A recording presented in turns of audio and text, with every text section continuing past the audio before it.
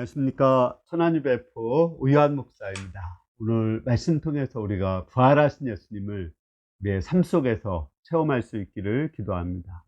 오늘 말씀의 제목은 내가 믿으면 하나님의 영광을 보리라입니다. 말씀은 요한복음 11장 17절에서 43절입니다. 요절은 40절. 예수께서 이르시되 내 말이 내가 믿으면 하나님의 영광을 보리라 하지 아니하였느냐. 우리는 지난주 죽음은 잠이라는 걸 배웠죠. 아니, 죽음은 잠보다 더 좋은 것입니다. 왜냐하면 우리는 새로운 모습으로 새로운 세상에서 태어날 것이기 때문입니다. 오늘 말씀은 내가 부활하신 예수님을 믿으면 하나님의 영광을 볼 수 있다는 것입니다. 부활하신 예수님을 믿고 도전하고 행동하면 부활의 영광을 우리의 삶 속에서 체험할 수 있다고 말씀하십니다. 첫째, 나르다 부활신앙의 문제들. 17절에서 24절까지입니다. 예수께서 와서 보시니 나사로가 무덤에 있은지 이미 나으리라. 베다니는 예루살렘에서 가깝기가 한 5리쯤 되매 많은 유대인들이 마르다와 마르야에게 그 오라비의 일로 이문하러 왔더니 마르다는 예수께서 오신다는 말을 듣고 곧 나가 맞이하되 마리아는 집에 있었더라. 마르다가 예수께 여짜오되 주께서 여기 계셨다면 내 오라비가 죽지 아니하였겠나이다. 그러나 나는 이제라도 주께서 무엇이든지 하나님께 구하는 것을 하나님이 주실 줄 아나이다. 예수께서 이르시되 내 오라비가 다시 살아나리라. 마르다가 이르되 마지막 날 부활 때에는 다시 살아날 줄을 내가 아나이다. 예수님이 그 베다니에 나사로 집에 왔을 때 나사로는 이미 죽은 지 나흘이 되었습니다. 그 중동의 더운 날씨로 시체는 썩어서 냄새가 나고 있었습니다. 예수님이 오신다는 소식을 듣고 마르다는 막 뛰어서 예수님한테로 왔습니다. 그러나 마리아는 사색적이기 때문에 집에 있었습니다. 마르다는 예수님께 가서 예수님이 여기 계셨으면 우리 오라비가 죽지 아니했을 거예요. 이렇게 슬픈 목소리로 원망했습니다. 왜 늦게 오셔서 우리 오라비가 죽게 했느냐고 말했습니다. 그러나 지금이라도 예수님이 하나님께 구하시면 무엇이든지 주실 줄을 안다고 말했습니다. 그러자 예수님은 내 오라비가 살리라고 말씀하셨습니다. 그러자 마르다는 마지막 날 부활에는 다시 살 줄을 안다고 말했습니다. 마르다는 부활신앙이 있는 것일까요? 없는 것일까요? 있는 것도 같고 없는 것도 같죠? 그러나 없는 것입니다. 왜요? 그의 마음속에는 슬픔과 원망이 있습니다. 이것은 부활신앙이 없는 것입니다. 그러면 마르다 부활신앙의 문제는 무엇일까요? 저는 세 가지 점에서 생각을 했습니다. 첫째는 안다는 거예요. 지금이라도 무엇이든지 구하면 하나님이 주실 줄 압니다. 마지막 날 부활에는 다시 살 줄을 압니다. 믿습니다. 이런 고백이 없이 항상 안다고 하는 거예요. 성경적 지식, 신학적 지식은 믿음이 아닙니다.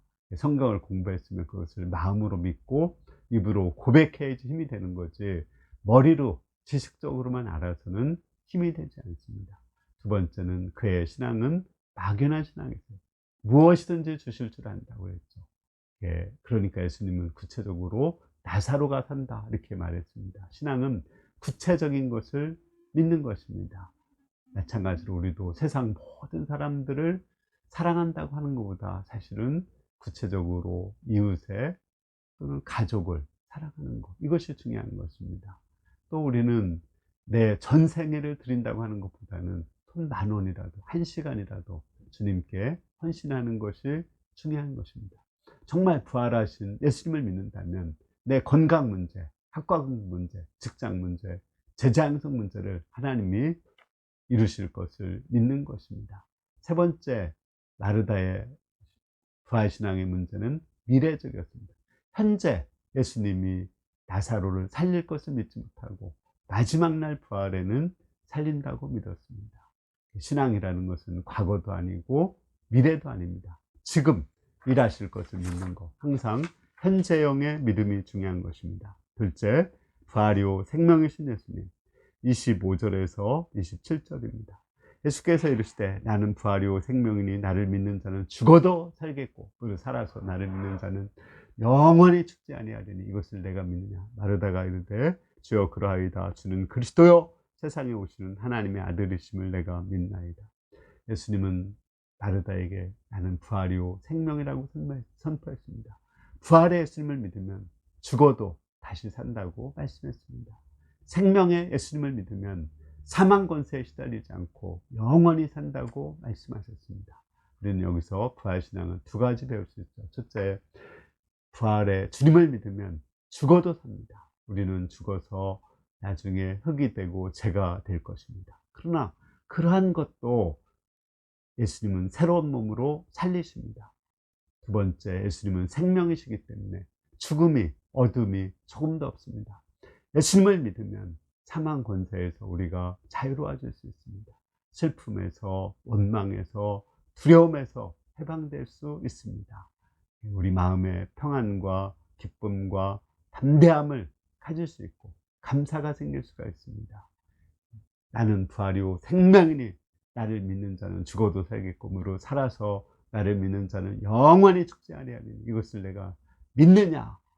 우리도 이 부활이요 생명신 예수님을 믿는다면 우리의 삶이 엄청나게 변화가 됩니다. 이 말씀은 저에게 큰 은혜가 된 말씀입니다. 저는 사실은 이제 고등학교 1학년 때 우리 할머니가 돌아가셨거든요. 또 그때 뭐 성적도 잘 안 나왔거든요. 이제 또 통학하느라고 아주 힘들었어요.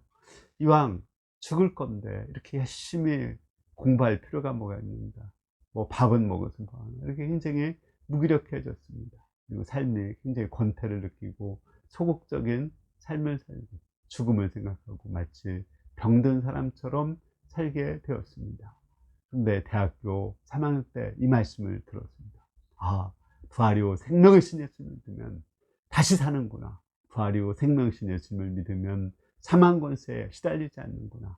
이 말씀을 영접하고 힘을 내서 열심히 공부했을 때 대학교 3학년 때 성적이 가장 잘 나왔고 또한 뿐만 아니라 대학교 4학년 때 그 4명의 제자를 양성했습니다. 그 중에 하나가 지금 인천대 교수로 있는 신요한 목자입니다. 예, 이 말씀은 또 우리 최유성 목자에게 아주 은혜가 되었던 말씀입니다. 이분이 간염이 있는 거 아시죠? 이분이 이제 장교로 군대 갔습니다. 간염이 있는 사람은 쉽게 피곤한데 훈련 받을 때 정말 주저앉고 싶을 때가 많았지만 이 말씀을 암송하면서 훈련을 받았습니다.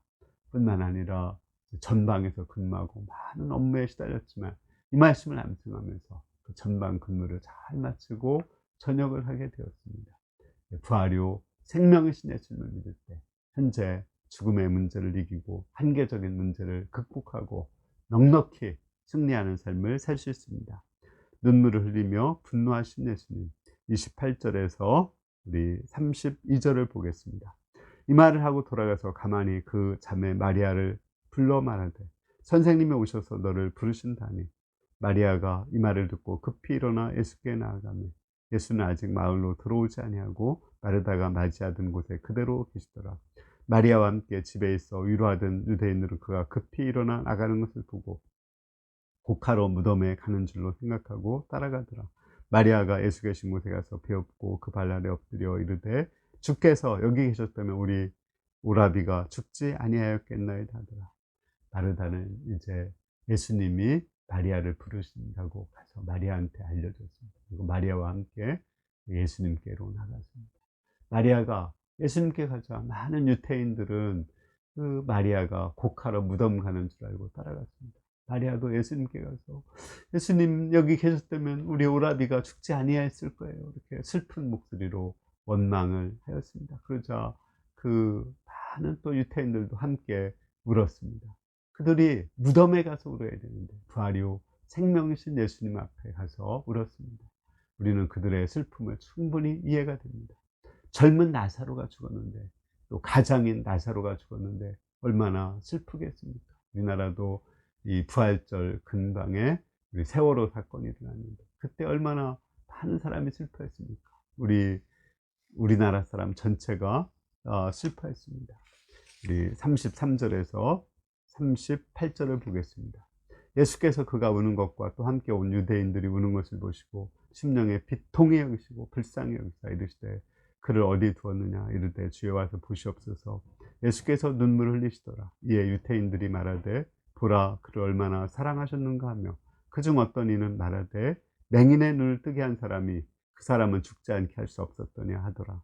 이에 예수께서 속으로 비통히 여기시며 무덤에 가시니 무덤이 구리라 돌로 막았거늘. 예수님은 마리아와 유대인들의 슬퍼하는 것을 보시고 함께 우셨습니다. 그들을 불쌍히 여겼습니다. 예수님도 엉엉 우셨습니다. 그들이 사망 권세로 얼마나 슬퍼하는지, 우리 인간이 사망 권세로 얼마나 고통하고 있는지 아시고 그들의 슬픔에 동참했습니다. 우리가 추상집 가서 우는 사람 보고 같이 울어야 됩니다. 왜 부활신앙이 없이 우느냐, 이렇게 얘기를 해서는 안 됩니다.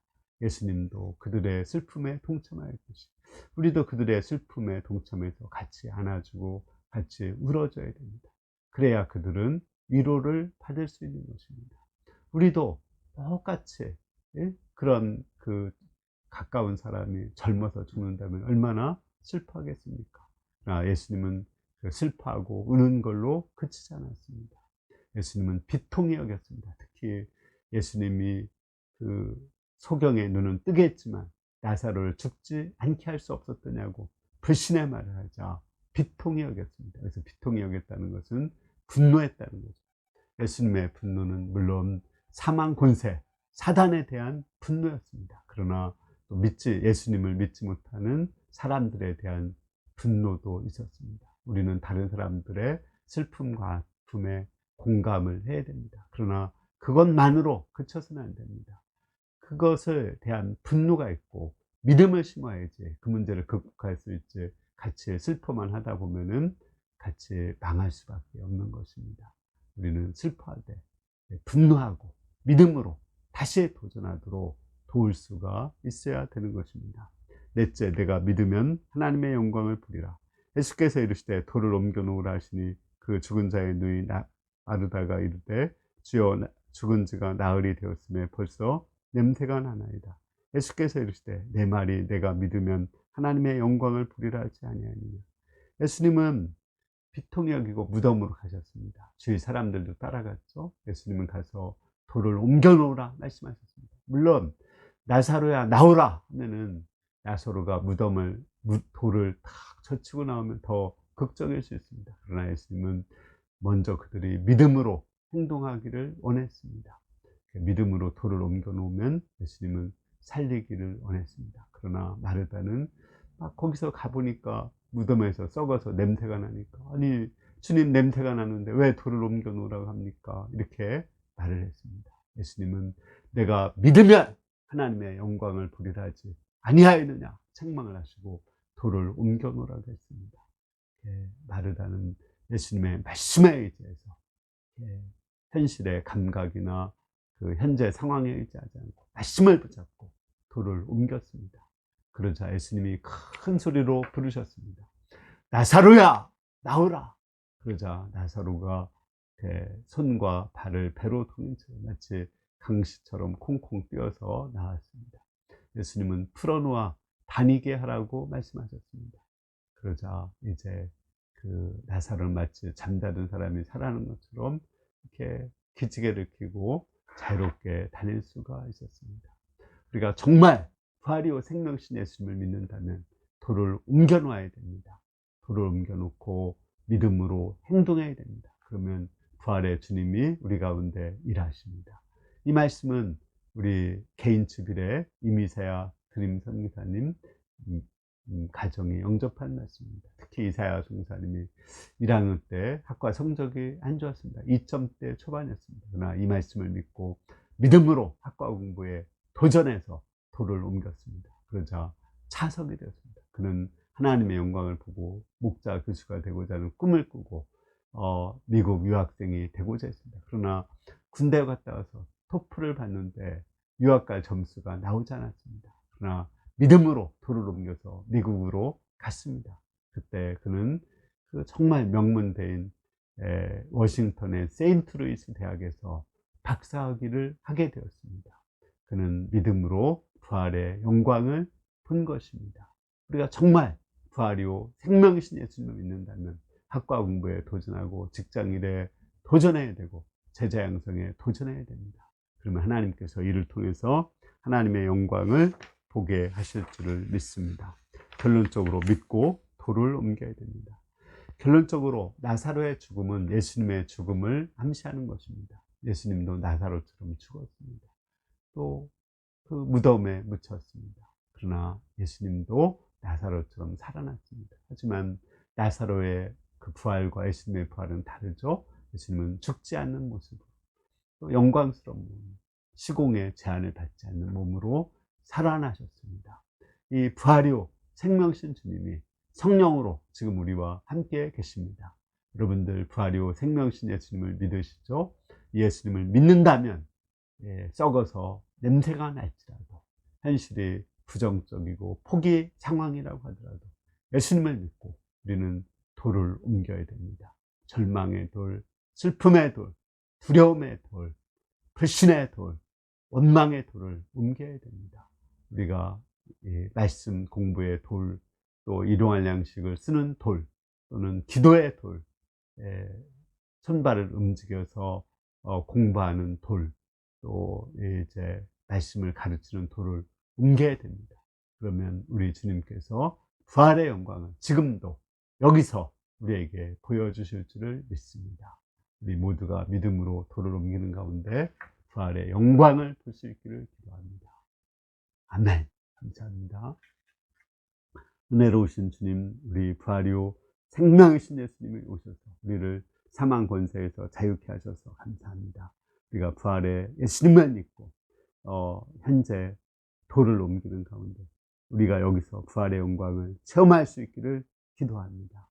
감사합니다. 예수님의 이름으로 기도했습니다. 아멘. 네, 감사합니다. 이번 한 주간 부활이요 생명신 예수님을 믿고 돌을 옮기는 가운데 구체적으로 내 삶 속에서 행동하며 돌을 옮기는 가운데 부활의 영광을 체험할 수 있기를 기도합니다. 감사합니다.